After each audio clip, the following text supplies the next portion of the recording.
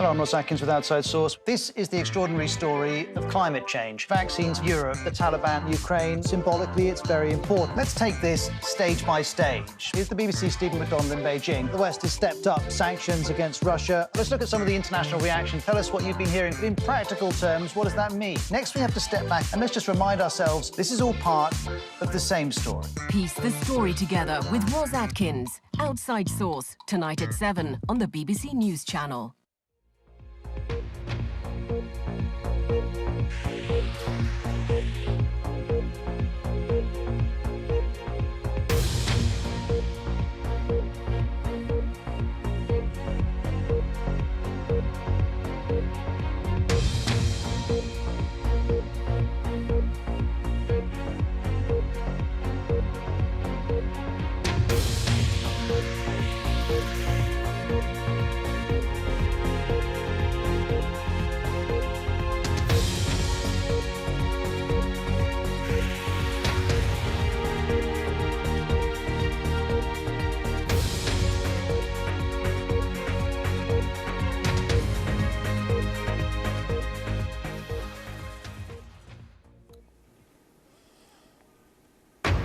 You're watching BBC News. Welcome, whether you're watching in the UK or around the world. I'm Shaun Ley. Our top stories this hour.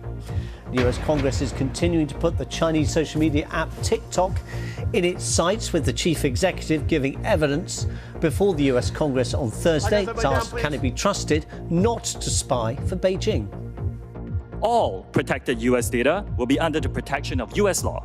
This eliminates the concern that some of you have shared with me that TikTok user data can be subject to Chinese law.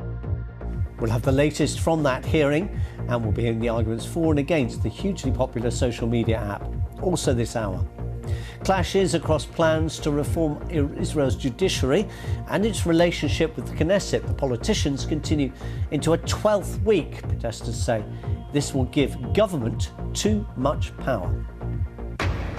So ahead, the flying footballers. The BBC has investigated how often Premier League teams take planes to and from matches in the UK and what that means for the environment.